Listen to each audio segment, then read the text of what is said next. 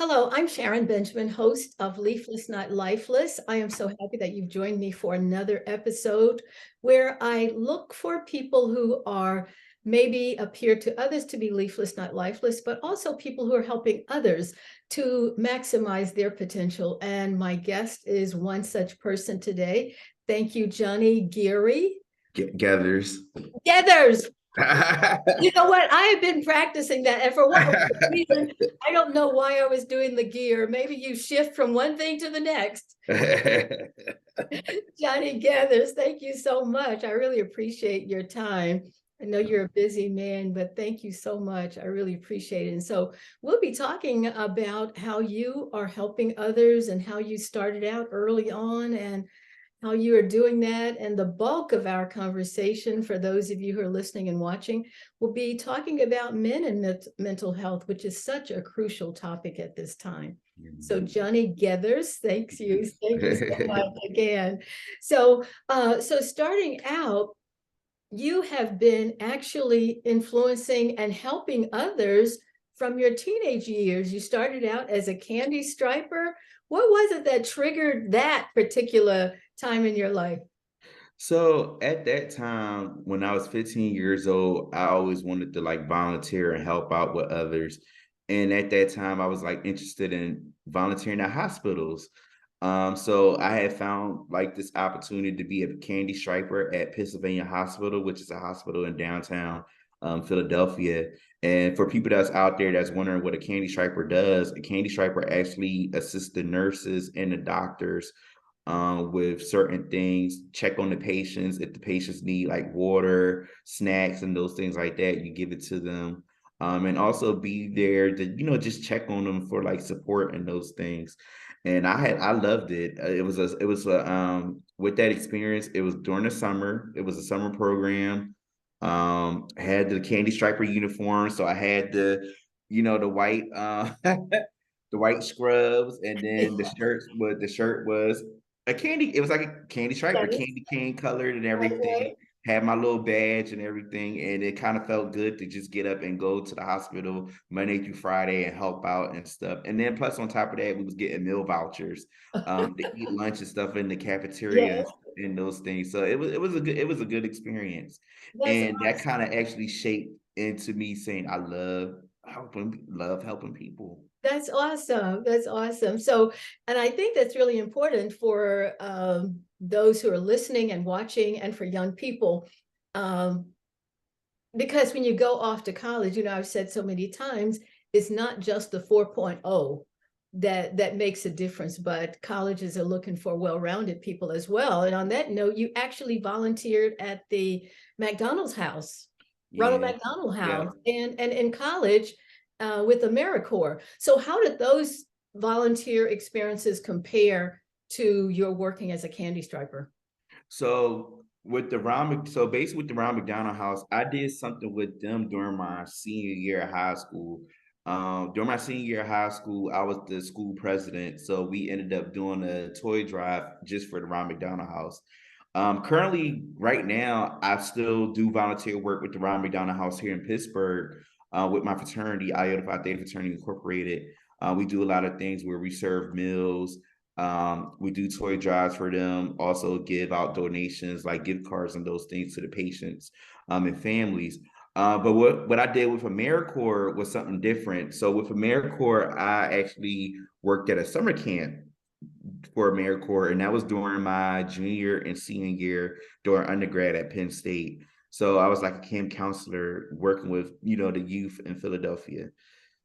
And what makes it different, like what made it different, I feel like the only thing I could say was different was the age. Because, at the summer camp, I'm working with younger kids.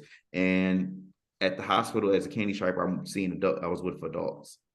So you, at some point, you mentioned that you wanted to be a pediatrician, but you shifted Mhm. to social work. What Yeah. what was the impetus? So my interest in wanting to be a pediatrician stemmed from my experience being a candy striper, being in the hospital, because I had loved being in that environment and how it was like interactive, fast paced and stuff. And from there, what shifted into social work was my junior, yeah, might say my junior and senior year, figuring out what to do next. And around that time, my siblings were the main experience.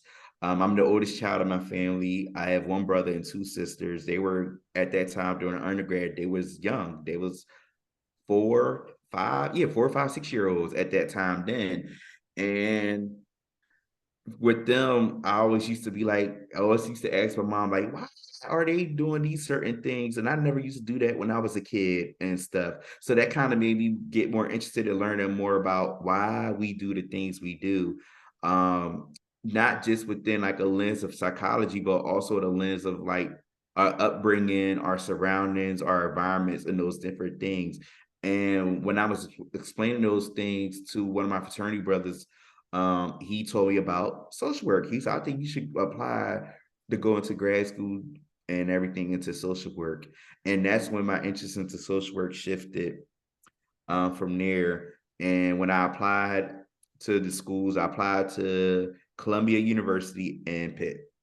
And Pitt was my number one choice. And when I got accepted into Pitt, the rest was history. Now, when it went into to the aspect of being a therapist and going into therapy, it shifted to that moment during both of my years of grad school because we had to do field practicums. And with the field practicum, my second year in grad school, the field practicum was I was actually a therapist. I was working at Mercy Behavioral Health, doing individual and group therapy for individuals that had comorbid disorders, which for anyone that's out there, comorbid means that it's a person that's dealing with a mental health diagnosis, but also dealing with either substance use or alcohol abuse. So I know that, so you just talked about that experience in graduate school, how you were working as a therapist, but can you think of anything from your prior experiences that you talked about building you for those moments? Mm-hmm. So prior moments for building me into those moments of doing like the field practicums and even getting to the aspect of social work, I'll say just my involvement overall in the community. So like when I was a freshman at Penn State, I joined this student government organization called the Association of Residence Hall Students, and I was diversity chair. So mainly what I was doing within my role was provide like hosting events around campus just to get everybody to come together, regardless of who you are, where you come from. I had wanted to just make, the campus a nice, place to be at and everything. Cause there's so much stigma within a PWI to say that there's not that much culture, there's not much diversity. But at that time, during that time when I was there during undergrad, it was showing that is culture, there's diversity and stuff. So with me being the diversity chair, I was able to host different events, but also collaborate with different organizations to be able to push out different things. Also with me joining my fraternity, I joined my fraternity during my junior year in college. And from there, I was doing a lot of different community service work and connected with different organizations off campus to just actually still give out that moment of, helping the community, helping students, and even helping like, older adults as well. So it expands. So basically overall community service, that was like a big thing for me. And like I said, it stemmed from my teenage life, and it just carried on to now. I'm 33 and I'm still involved in my fraternity. I have a leadership position locally, regionally, and nationally, and it all ties into community service. So And this, what my work, and then also with my work as a therapist, it actually shows that I'm making an impact because all I see is service. yes, so the strand has continued. It's all Mm-hmm. connected. Now, you mentioned something in your comments about how sometimes people say there's not much culture at a PWI. So tell the audience, I know what that is, but Yeah, yeah. make sure the audience understands that. Mm-hmm. So a PWI, for anyone that doesn't know what that stands for, a PWI is a public white institution. So, those are, your typical schools. So like Penn State, you have IUP, you have Penn, You have those different universities that are catered mostly to, you know, individuals outside of, you know, the minorities, even though minorities are in those particular schools, but we know that the population majority of the student population is not a minority. Right. And with the culture aspect of bringing everybody together, that's why there's different organizations that help cater to, you know, minorities. So at Penn State, when I was there undergrad, it still exists today because I always take a visit to Penn State for different events. So there's the African Student Association, there's the Black Caucus, there's the NAACP. Even though my student government organization I was part of was majority, you know, not a minorities was in that organization, but I was the one that created that change because I was the only Black male in that organization. And plus, with me being the diversity chair, it actually transcended the organization to where more people like me was able to say, all right, I want to be part of this, you know, part of the student government and stuff and make change. So that's what, you know, what a PWI is. And we all know our HBCUs are historically Black colleges and universities. So, you know, FAMU, you have Howard, Howard, you have Morgan, you Hampton, know, those Cheney, Lincoln, you Towson know, all State, those, yep, all those schools. Lincoln. Mm-hmm. Yes, yes. So as a mental health therapist, as I said in the intro, we want to talk about men and mental health because sometimes there is such a, so in the African American community, or maybe, and you can talk more about this, but maybe just in general, do you find it to be an issue overall, or is it, do you see it more so with in the African American community? Okay, in terms of mental health, And talking about it and talking about it in general, I feel like overall, I could say, to be honest, within these last few years, coming from, you know, even though we're still in the pandemic, but it doesn't seem like we're in it, but stemming from the pandemic into like going into now, we can see that mental health is being talked about in the Black community. And it's for like different people that's hosting different events. Like yesterday, I was at an event where I had to speak about what mental health is to a community and what does it look like? Because as soon as you hear the word mental health, automatically people assume that, oh, it's for crazy people. But really, mental health is our overall well-being and how that ties to what we do on our, you know, in our everyday life. And the scenario that I normally use for, you know, explaining mental health is that our body is a system. And I learned this from grad school that our body runs as a system. So if we don't take care of our mental health, the other parts of our system can crash and burn. Just like with a car, the basic things that we need with a car is gas. We need a, you know, steering wheel. We need wheels. We need oil oil. changes. All those different things. But if we don't take care of those particular things, the car's not going to run. Same thing as a tie to our body. If we don't take care of our mental health and our well-being, our body can crash and burn and those things. And when it comes to the Black community, it's important for us to educate that it's okay to talk about mental health. It's okay that, you know, we need to seek services to be able to make sure our well-being is fine. And I do want to, you know, tie into men in general. Men already have two moments in life that they have to uphold to. And what are One those? is, I feel one is power and the other one is pride.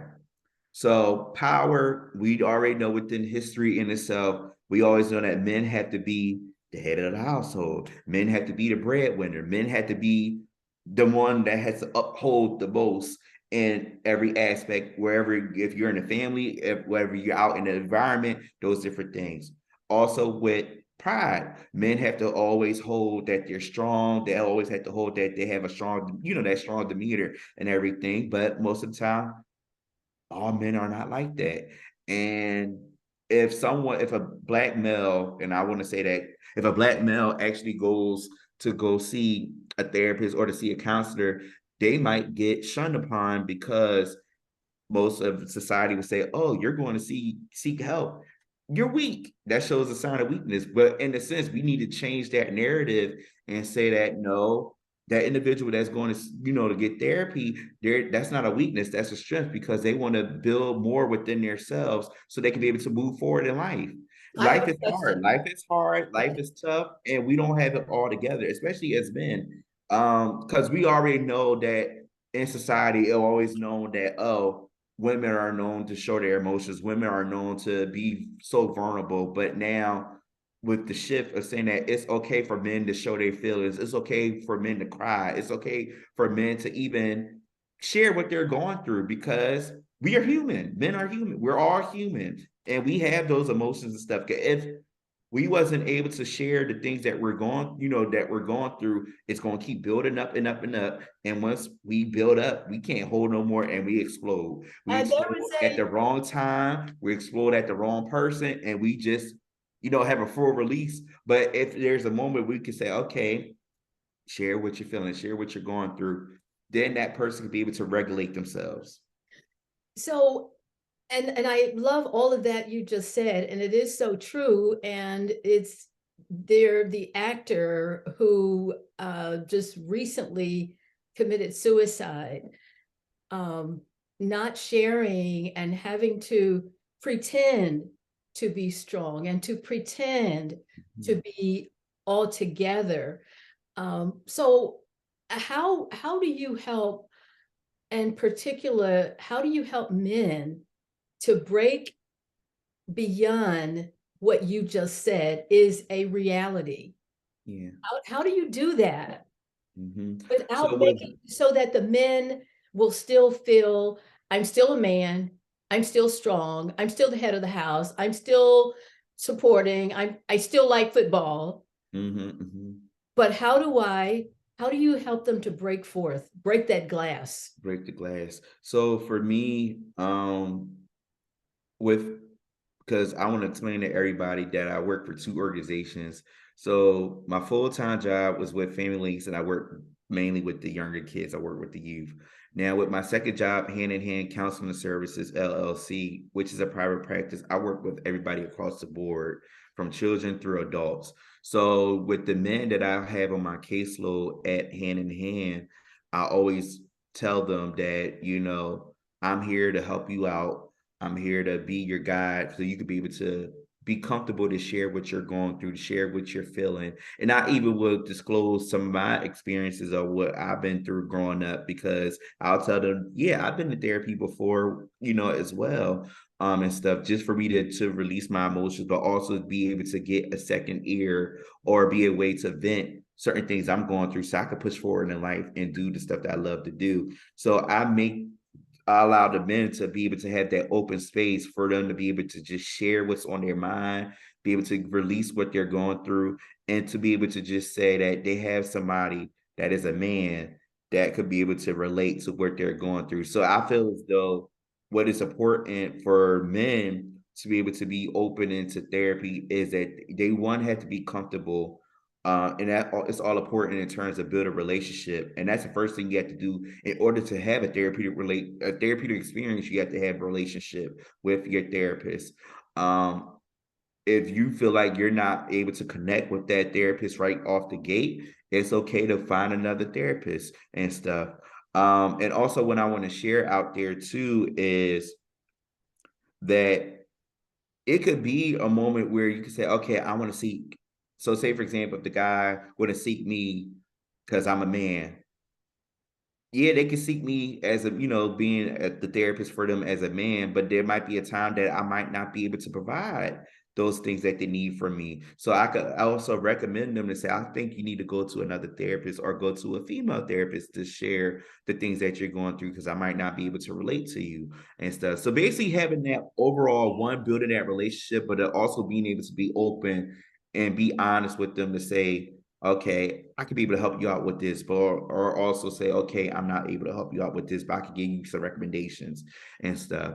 But I think with men in general, we just have to be able to just, in order to break that glass, I think it's more so to just be comfortable, but then also be able to build, confidence within yourself to say it's okay to get some help. It's okay to, not be okay. It's okay to feel like you need to get another, another view on things so you can be able to push forward in life.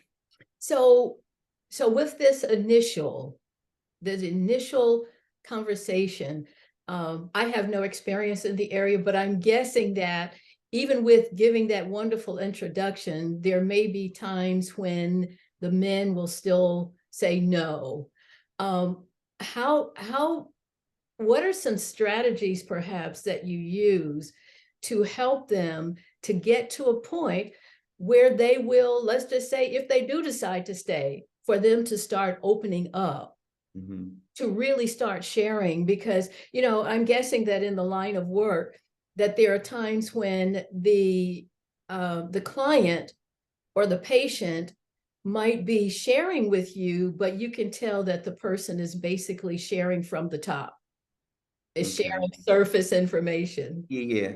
So for me, the way I start every therapy session is I actually ask them, I check in with them. I always check in and say, how are you doing?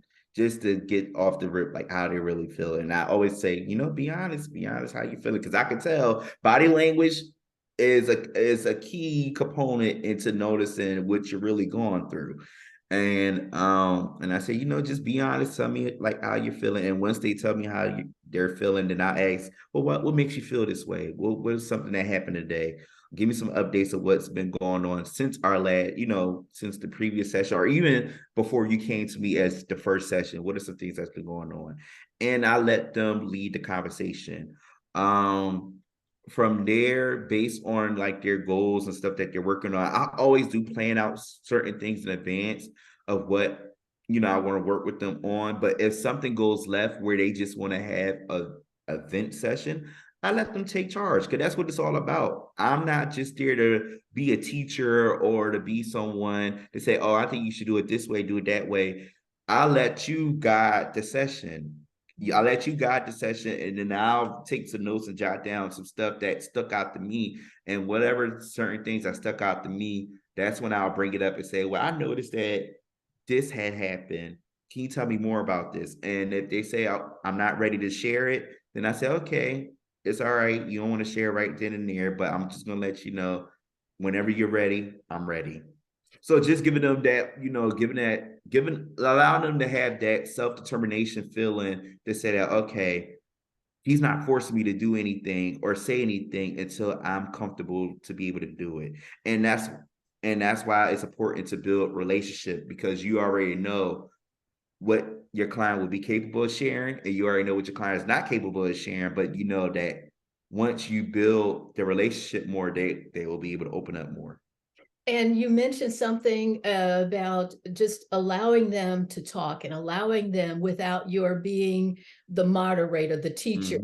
Although the trained therapist knows to sit there and let them talk. But as you were saying that, I was thinking, and especially with men, it seems as if you are helping them to make sure that they still have some power. Yep. Yes. Which I think is really important, especially for men. I know my husband and I have been married for 38, 39 years, and I'm an educator. So, that educator voice, and I don't plan to, it's not that I'm teaching, but sometimes it might come across that way. So you're being the therapist and knowing and understanding, okay, I'm not trying to teach you anything right now. I just want to hear you. Yep. Hear you, and then perhaps make some suggestions or ideas. And it sounds as if as you're letting them talk, you are actually helping them to help themselves, helping them to help you make a plan for them. Yep. Yes, definitely. Definitely.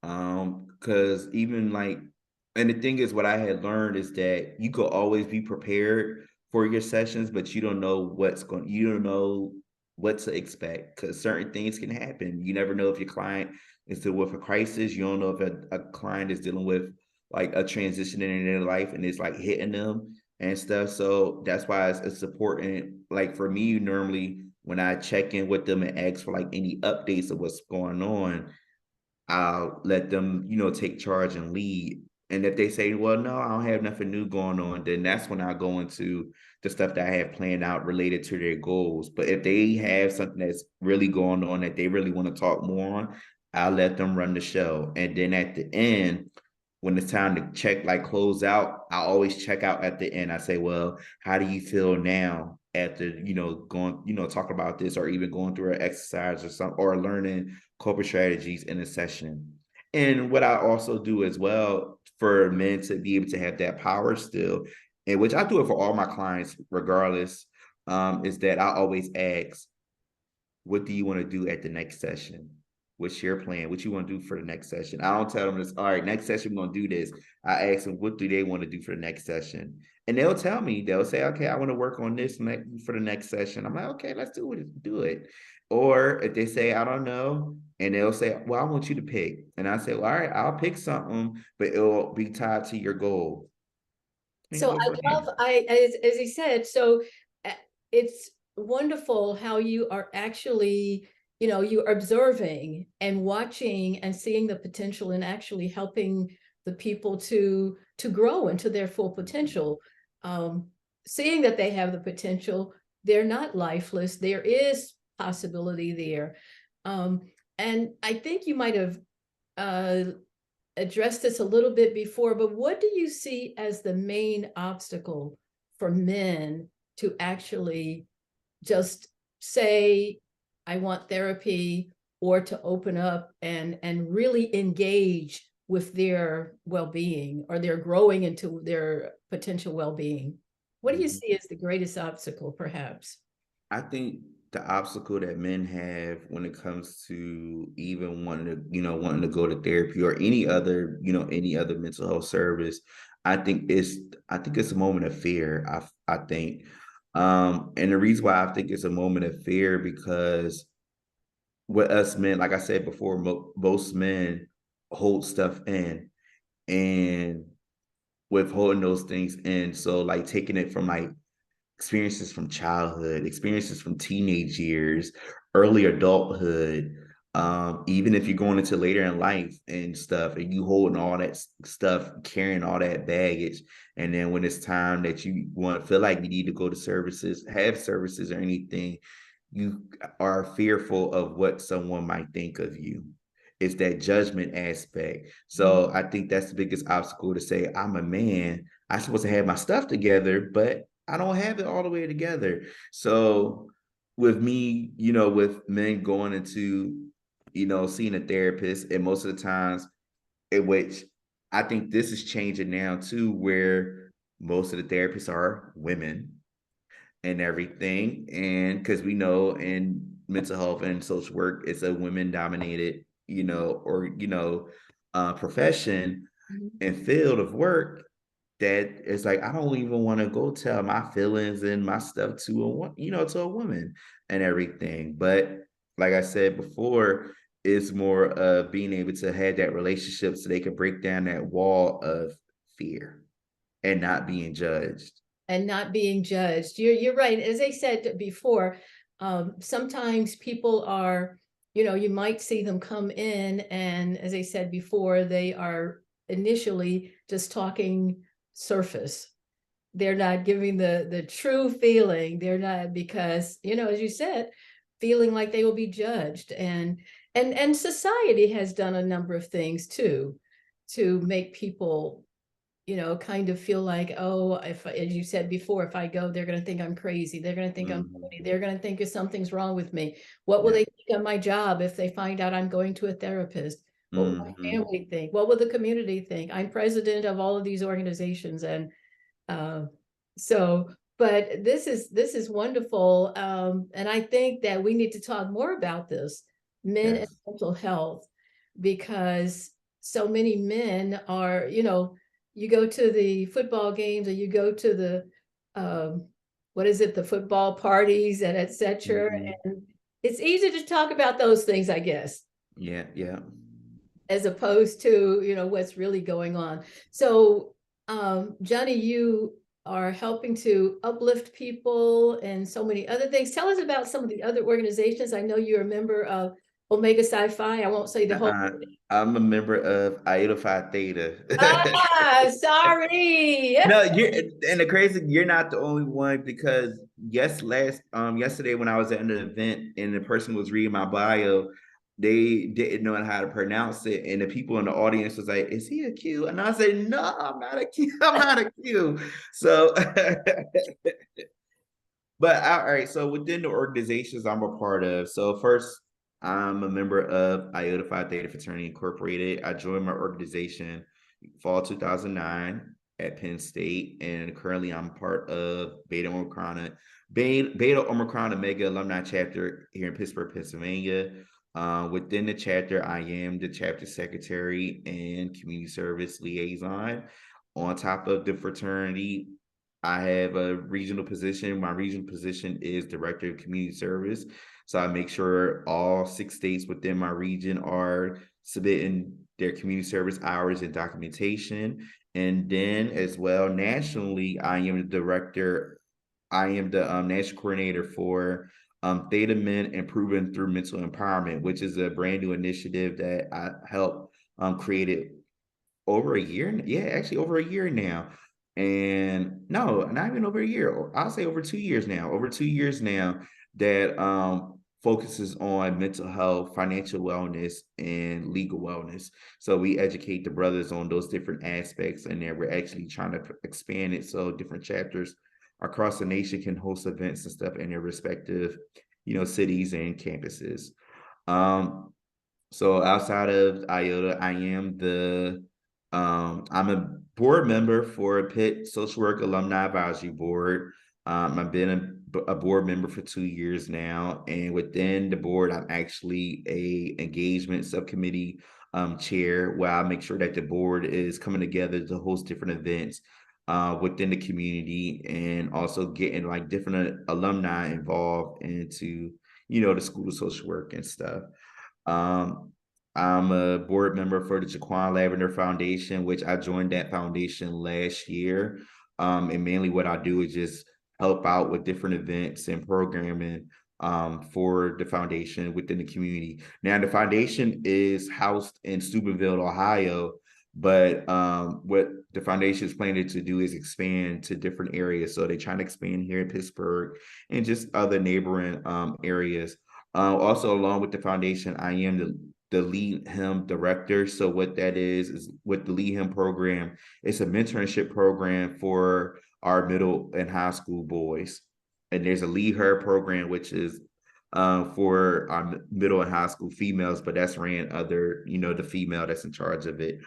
Outside of that, I'm a brand ambassador for Mental Health Tees, which is one of my close friends who is a licensed clinical social worker. She created a mental health t-shirt line in 2019, and I became a brand ambassador for it. Just pushing out, mental health awareness through clothing. So it's expanded it started out with t-shirts, and it expanded from t-shirts to sweatsuits, workout gear, laptop covers, mugs, all different things, all that in the above. Yeah, wow, that sounds good. So we can't see all of the awards and particular events in your life, but we see a few of them behind you. Yeah. This is awesome. I love it because Leafless, Not Lifeless, you are certainly personify that and really helping others to see their potential and to grow. Johnnie Geathers, I'm so glad you took, wow, with all of that, you took some time to be here with me on Leafless, Not Lifeless. Thank you so much. I really appreciate your time. Thank you for having me. Yeah, so thank you for listening, those of you listening and viewing, and I really appreciate it. So perhaps you are helping others as well. I'd love to share your story. Contact me at leaflessnotlifeless@gmail.com. And thank you so much for listening and watching. Feel free to share the story. And thank you so much. And I will see you the next time. And Johnnie, thank you so much for being here. Thank you.